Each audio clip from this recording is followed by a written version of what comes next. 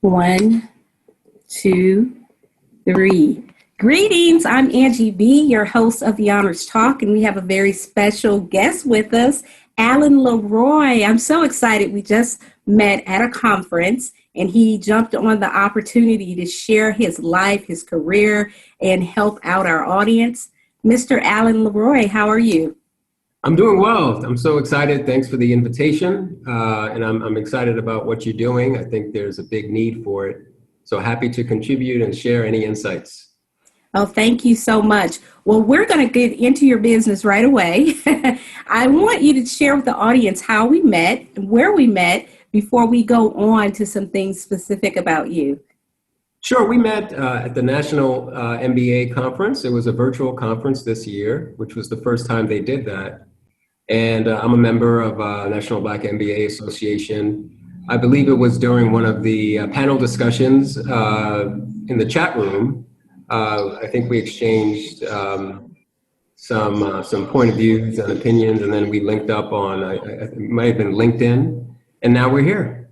All right. And it's great. I want to stress to our audience, especially those in undergrad, how important it is to network. When you go to these conferences, try to find a lounge area and be sure to highlight someone you would like to network in. You never know what's in store for you when you engage and network and things like that. And I'm so fortunate to have Alan on the show with us, and we're going to get this message out to as many people as possible. I promise that, and he's going to help me as well. So before we get into your review of the conference and the experience that you had, tell us about yourself. Sure. So again, Alan Leroy, I raised in New York, grew up in Queens. My parents are from the Caribbean. They're immigrants from Haiti. So I was raised first generation born and raised in the United States. I have two sisters. And my field of expertise, I've spent the last 25 years in corporate America in various consulting and corporate environments, really focused on innovation and what I call business transformation.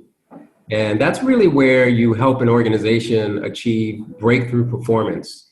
It usually requires a little bit of technology, software advancements, combined with business process reengineering or automation, as well as the people side of it. Because if people don't adopt what you're implementing, there's no results that are going to be come out of that. So that whole field is kind of business transformation. It's the culmination of all my education, training, and experience. I started out as a software engineer. I have a bachelor's in computer science. And then I went on 5 years after that, after doing IT consulting and working at startups, I got my MBA. And what that did is that shifted me to the business side of technology. My background is a little different. When I was in the fourth grade, I started computer programming. Wow. It's a very unique situation where my school happened to have computers. This is back, I'm dating myself, this is back in the 1980s, you know? Wow. And my mom came home, barely spoke English, but had this flyer and asked if I wanted to take these computer programming classes. I mean, I went to a Catholic elementary school, and they offered this opportunity. I took it and I fell in love with computer programming. I was, it's like an after school program in the fourth, fifth, and sixth grade. And I remember asking the professor back then, if I want to do this, what do I study? And he said, computer science. So I was like, okay. And that's it. That was it for me. And I was able to go to a public high school in New York City, which had majors. I majored in computer science in high school, participated in computer competitions. I joined a great organization called Black Data Processing Associates and competed at national computer programming competitions. And I went on to college and I majored in computer science, received my bachelor's degree at Rochester Institute of Technology. while I was there, I joined the phenomenal fraternity Alpha Phi Alpha. Yay. My husband's in it. I told him to mention that. Yeah, I yeah. asked him to mention that. And, Okay. and you know, so, and I'm kind of I'm kind of highlighting some key points in my career and my journey. The journey never ends, but you know, joining the fraternity was very, very instrumental also because at that point, now I was surrounded by like-minded revolutionary thinkers, progressive thinkers, African American, Caribbean American. Like it's just a very diverse, phenomenal fraternity that uplifts our community. And that really challenged me to continue to elevate myself because I never wanted my brothers to do better than me, right? Like it's that funny. Yeah, it was competitive somewhat, right? I get it. I get it. Let me ask you this. Where I want to rewind and go back to when you've already decided at the age of 4. I have elders who are still trying to figure it out what they want to do. And here you are at the tender age of 4, and you knew that you wanted to do computer science. First of all, I didn't hear about it until I was in college. And I'm sure I'm older than you. My son is also a computer science undergrad major. He just graduated. But you're at the age of 4 and you know you want to write this code. Your mother was just starting out, becoming more fluent with English. And by the way, and you can correct me if I'm wrong, the language of computer science is universal. Is that correct? Yes, yes, it is to some extent. Yeah. To some extent, yes. And you're trying to figure this out. And everyone, and I get it, everyone who's listening does not know what they want to do. They don't have the opportunities that he had at his high school in Queens. But how did you stay on that path? And we just heard a lot of roses, but were there any thorns? Kind of take us through that at the tender age of 4. Well, so it was the fourth grade. So I think, I don't know how old I was. Yeah, what are you, 12, 13? I'm not sure exactly the age. I Maybe forgot. I don't know. But in the fourth grade, yeah. So, I mean, it was a long time ago. But I think that there's a lot of books about this, right? There's a great book called Outliers. Outliers. And Okay, and we'll put that in the link to everyone. Okay. and it's written by Malcolm Gladwell, who's from Jamaica. And he writes about, and you know, again, we're all born in different situations. It's a matter of how you deal with that, right? It's a matter of how you deal with the deck that you've been given. You know, your future is what you make it. And I don't know what was in my mom or my parents' mind, but the fact that this is a funny story. So the fact that when they were in their 20s, they left their country. Wow.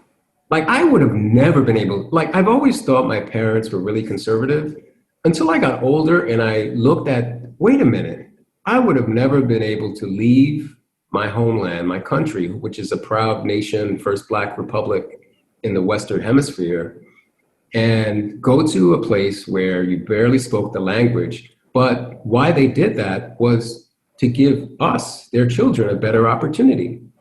So that always is in the back of my head, and everything I decide to do or not to is that, wow, the burden of that on my shoulders, I have to elevate the bar, right? I have to continue their journey forward. And each of us has that story. I mean, we're all part of the Black diaspora community, right? Whether we left Africa intentionally or unintentionally, right? We're all part of this collective Black diaspora community. Some of us found our way to the United States through the Caribbean or through other countries or came directly to the United States, but we're all part of this really diverse community. And once you start to really understand that and the historical significance of that, then it really helps you to really kind of always just strive, right? Despite the circumstances we're in, how do we succeed? And that's Yeah. the mentality that I've always had. I don't know why my parents ingrained it in me, but so when I really didn't have a choice. I mean, my mom was coming home asking me, but she was really telling me, right? And I think it's a combination of I've always been good at math also, and that's important if you take on a field like software engineering. You know, you have to study heavy in calculus, math, science, biology, all the STEM subjects. And I was also, I like to draw. So I remember in high school where when I had to select a major, it was either going to be architecture or computer science because I like both things. Architecture, you know, in terms of construction, drawings and stuff like that, or computer science. And thankfully, I went to technology. So I think really the book Outliers, what it highlights is there are no overnight successes.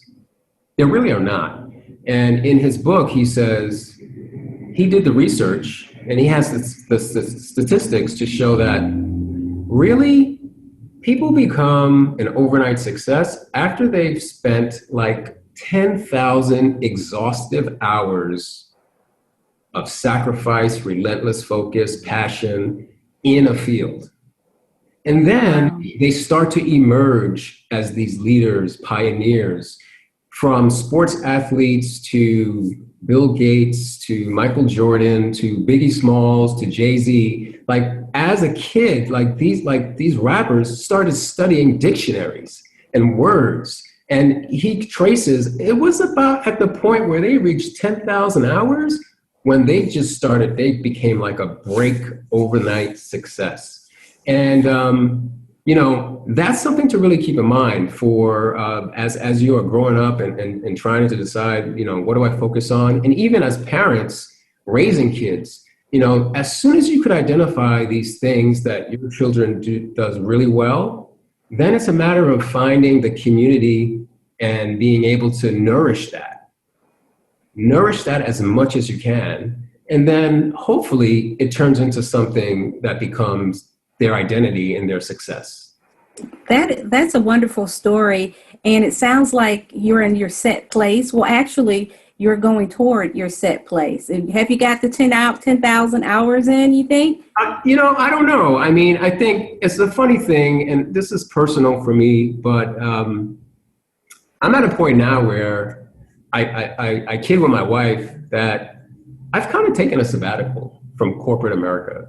So since the pandemic, I've been struggling with some things going on out there and a combination of things.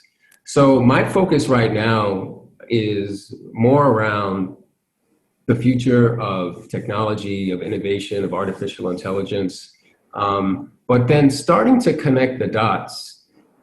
Because in corporate America, I would never really was in a situation where I could stand up and talk about my cultural background, talk about some of the other aspects of my life that, you know, the notion of wearing two masks, right? We wear multiple faces, one at work, one at home. I think now I'm at a place where I'm going to merge these two worlds and just tell my story and motivate a new generation. Excuse me. A new generation of revolutionary thinkers, because there is so much at stake right now with our future. And I'm not just talking about politics, I'm talking about society. Our technologies are at a place now where these algorithms are going to control a lot of things in our daily lives, all aspects of our life. Every occupation is impacted. And we have to have more diversity around the table so that when decisions are being made about how to create technologies, how to implement them, how to configure them, how to deploy them, we need a diverse set of perspectives around the table, because these things are going to continue to have implications on the way that we live, the way that we work, the way that we raise our families. And they already are. But when we get into a world where a lot more things are automated and decisions are being made completely without human intervention, because these things are being just, you know, programmed in, you know, we need to make sure that these technologies are developed in a way that has all of our diverse perspectives. And I want for my audience, so they know, we're in the year of a pandemic that I've never seen before. It's worldwide. Where would we be, Alan, without technology if we didn't have it during this pandemic? How would we go to church? How would we order DoorDash food? I mean, what would we be doing? Right. So, and I talk about this in some of my webinars. So we're in a digital world right now, and it didn't happen overnight. But what the pandemic did is it accelerated the usage of all of these digital technologies. It's a completely different world right now. So most of us are working from home, remote learning. If you're in school or if you have children in school, how are you getting your groceries when you're in a global pandemic? You may order it online. So there's actually a lot of research around this. Like there's the volume of online transactions. Back in April 2019, the forecast of the growth of online transactions compared to where we are today, we're essentially 4 years ahead of where people thought we would be a year ago. Wow. And, Amazing. and it's not going to slow down because we live in a capitalistic society. We have organizations and corporations that are going to continue to benefit from that, right? But also it's helping us, right? And in a lot of ways, it is helping us, right? The convenience that it's providing, the fact that I could call an Uber and it shows up in 5 minutes and get me to my destination, within 15 minutes. That's an amazing thing. What we do have to be careful about, though, is some of the other implications, right? And I don't want to get too deep into this because I could cover this specific topic for hours, but it's really important. My conviction is to motivate more people of color to get involved in the field of artificial intelligence, machine learning, Internet of Things, blockchain. These are transformational technologies that is creating what's known as our fourth industrial revolution. This is real. And what I talk about is that our people have never been in a situation before where we were able to benefit from an industrial revolution. Wow. So there's a couple of follow-up questions that I have after that. You mentioned, I want to talk to you about a school of thought. I had just had a discussion this week about it, and I will not put an age on it, but there's some old schools of thought that says, well, if you're telecommuting, you're not doing as much work as if you were face to face. How do we change that for a lot of the employers? You want to have your employers safe at home, but at the same time, you want to trust that they're getting the things they need done. How do they finally accept technology? Or is that something you had to deal with at all? Well, who's they? What's that? Who is they? Well, I'm in higher education, and Okay. You have a lot of schools of thoughts, and outside of, let's say this, outside of some of the business schools that may think, well, if you're having an online class, you're not getting much done as far as teaching from a teaching perspective, things like that. You're not being as studious if you were face to face.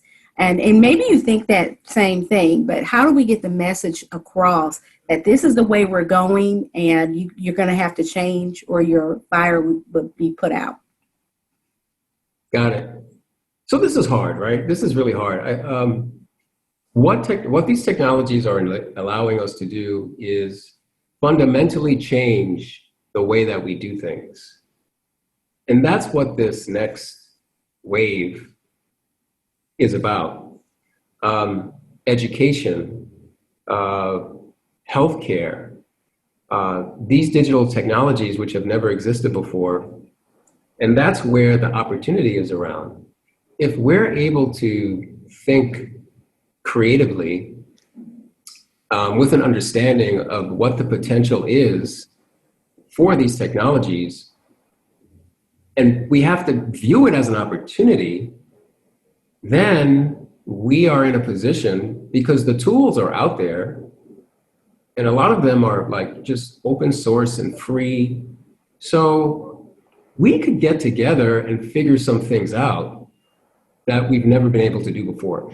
So now embracing the change is always difficult, always. Yes.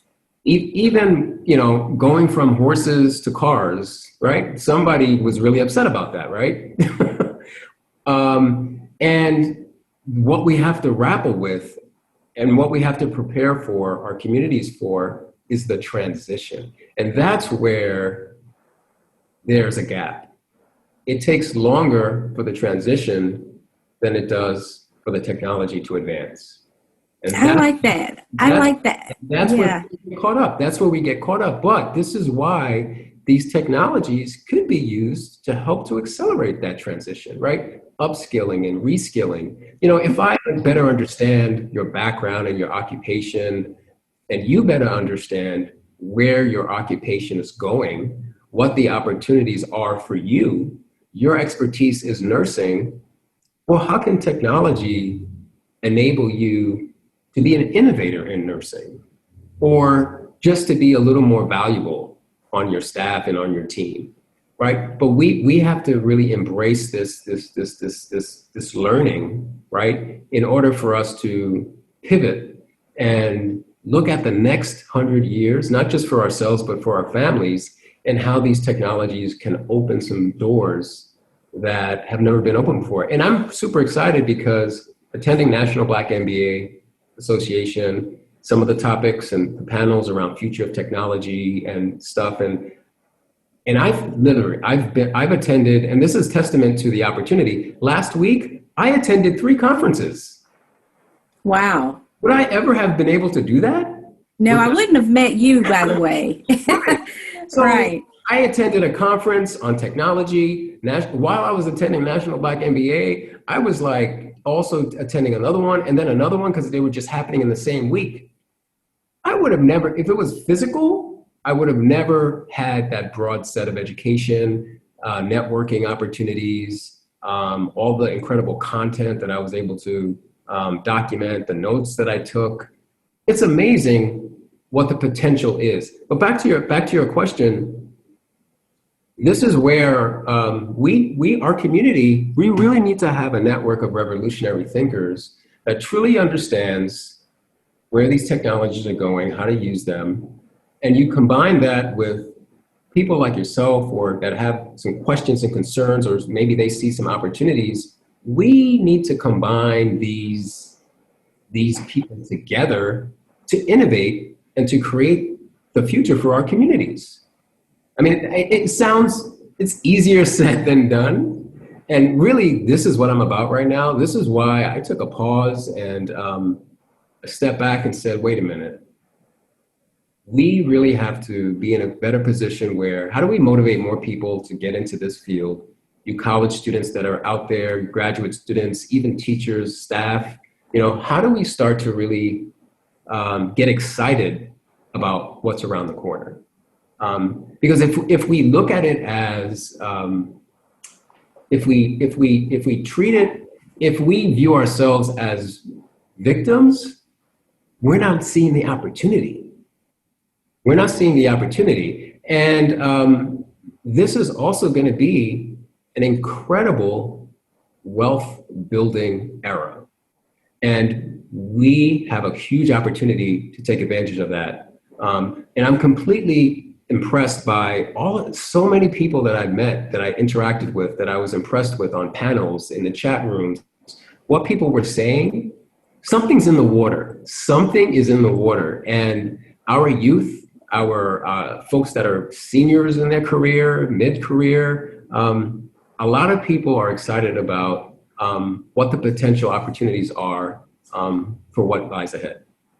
So in addition to the dialogue, having you get your information out there beyond this podcast, what can an undergraduate student do to be a part of that industrial revolution, if you will? What can we do? Name one thing that we can do to just roll up our sleeves. Well, hey, connect with me on LinkedIn. Right? You know, I can help guide you. I'm building some things now that would make it a lot easier for all of us to do that. You know, creating digital hubs and you know, an ecosystem around innovation for our communities. You know, because I'm completely convinced if I get the right 12 people together and we jump on a call, amazing things are going to come out of it. I am in agreement with that. I'm in agreement with it. And you talked about the conferences. This is a good segue into what happened at the conference. Was it valuable? What was your honest opinion about it? What is your takeaway from the conference? And do you plan on going next year, perhaps? Yeah, I'll be going every year. You know, I'm a member of the organization. So yeah, again, I think it's a combination of they had really good topics, and it was an action-packed agenda, multiple things going on. So you were able to kind of choose your track and your experience, and which ones you go to, which ones you don't go to. And what's also amazing, and this is a big message for people out there that are looking for jobs and looking for opportunities. You have to be so active on these chats to be recognized, to be known. And then, you know, it was literally a conference with all of its bells and whistles, except it was completely virtual. So you had over like 25 to 50 vendors, recruiters. Each of them had their own chat room. You had to enter the room, your camera turned on. What were you looking like? How did you present yourself? Like, there's so many things that now, and this is very different from my experience. This may be normal now for some of the students that are just getting into this, but you really have to approach this with a certain finesse and style and professionalism, and really understand how to really maximize your potential for networking. And, you know, the first question a lot of people ask me, what's your story? And I haven't been asked that in a long time. I mean, when I went to business school, like every time you showed up and you shook hands with a recruiter, the first thing they say is, well, so what's your story? And you got to answer that in 2 minutes, like really good.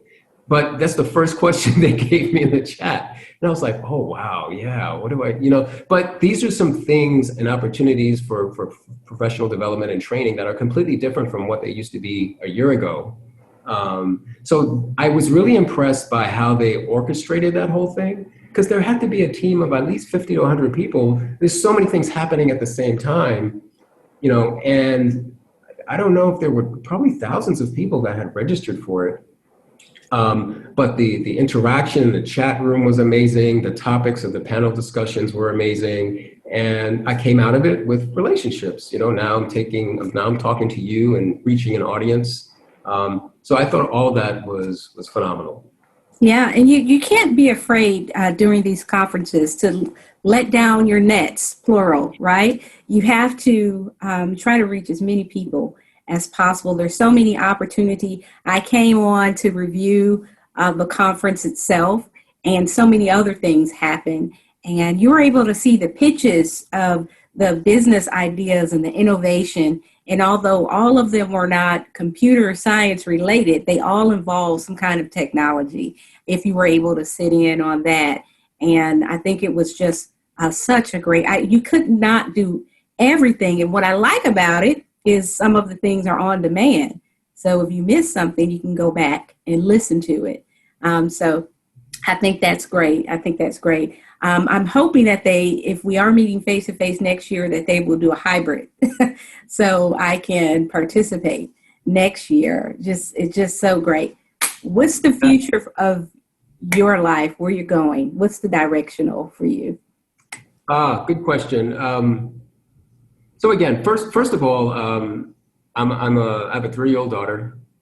Oh. Also a big influence in my decision to hit the pause button on the last 25 years, which seemed like it was just one big marathon run. I'm not finished yet at all. I feel like it's just the beginning. And I'm really excited because I need to reach more people. Everyone listening to this, if you want to be part of a community of revolutionary thinkers, if you want to help to innovate the future, these technologies really provide us with tools we've never had before. The ability to create our own institutions, the ability to, and even if you're not on the track of being an entrepreneur or a job creator, even allowing you to really elevate yourselves within company, within corporate America, whatever it is, and whatever occupation or field. So that's really my focus right now, is continuing to preach the gospel of the future of technology and its implications on society, on our jobs. To me, that is paramount. Increasing awareness and the consciousness around this within our communities, working with other people doing exactly what I'm doing. There's a lot of us out there that have taken the stage to talk about this. And that's what it's about for me, right? So building that community, I have a few things going on. I'm probably going to be supporting a startup or two, and really throwing my entire energy behind those efforts. And I hope you hear from me again in terms of this topic. There's so many threads that we could go into, not just on a technology side, but also just on a professional side. How does these things impact the way that we live and work? So I'm really super excited about this. And over the next 4 to 6 weeks, I'll probably have 3 or 4 more virtual conferences to attend. From the World Economic Forum and United Nations to Afrotech and more professional Black organizations. There's such a wide array of activities and events happening. I think it feels like conference season right now, really. So that's really what I'm about. And I hope that each of you are able to connect with me. I'm happy to, I walked away from National Black MBA with at least 50 contacts.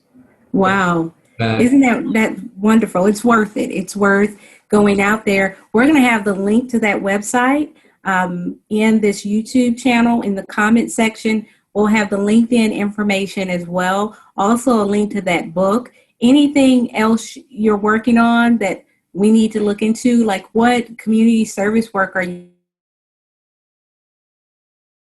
doing that we should support? Oh, absolutely. So I am part of my fraternity, Alpha Phi Alpha.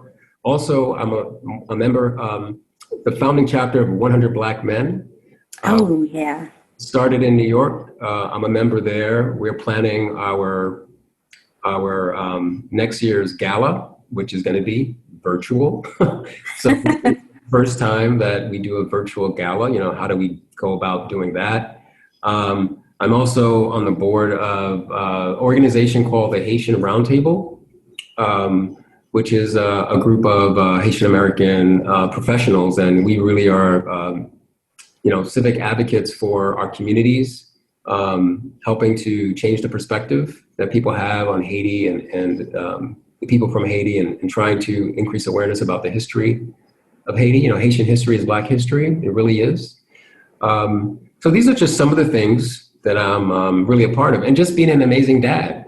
Really, my daughter, who's turning 4 next month, and funny, what's her future and what is her life going to be like in 30 years? Wow, isn't that amazing? Yeah, who knows? Does she have 30 days to figure it out like you did at the age of 4? Okay.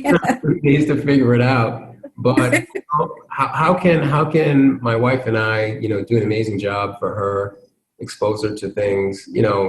It's 2020. I grew up in the 1970s, completely different world. That's right.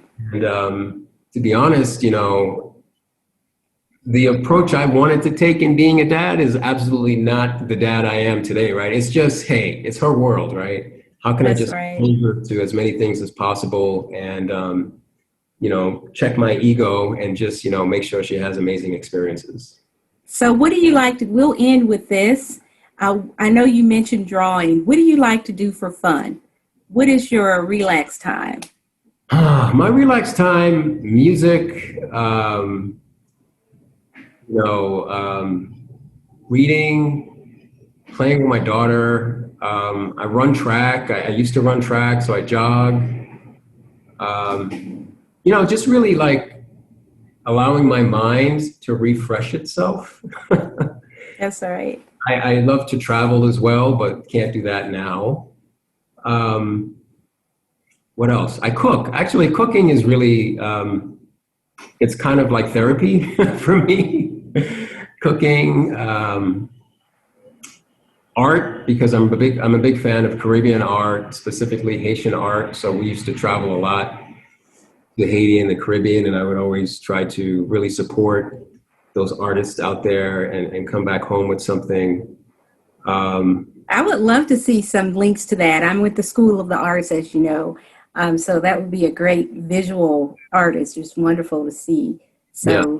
hopefully we can put some link. Any of your own art you would like to share with the audience?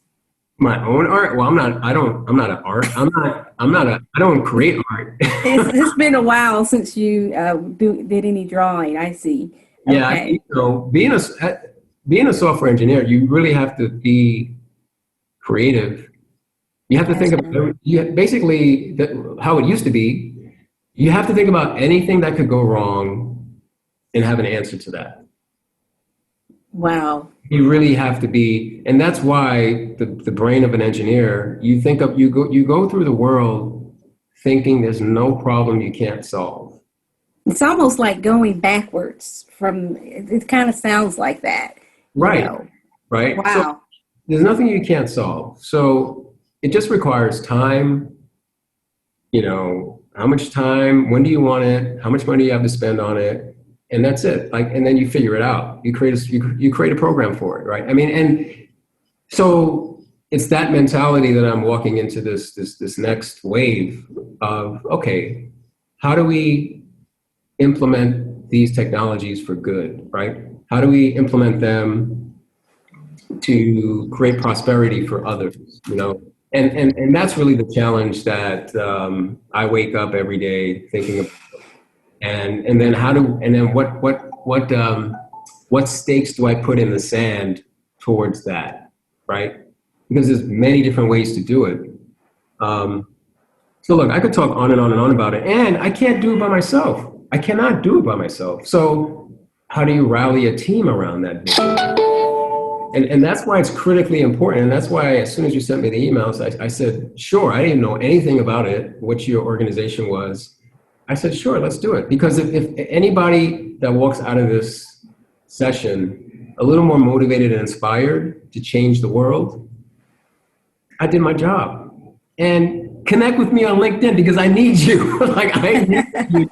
I need your energy and your passion and the different way of thinking about things, because that's how we're going to shake things up. That's how we're going to really improve our communities. That's how we're going to build generational wealth. And that's important because when you do that, you can help more people. So these are all things. That's why I'm super excited about the future. Well, you know what? We have to have you back again, of course. And I would love to have a segment called Shake Things Up with you on the regular. And we can bring in a guest to talk with us on just specific things, because you were right. We have so much more that we can talk about and impact them. And I wish I had way more time to talk to you about it now, and also to keep the podcast going. And I'm hoping it'll evolve and we'll get more hosts on the show. Okay. Thank you so much. I am going to stop recording now. Okay.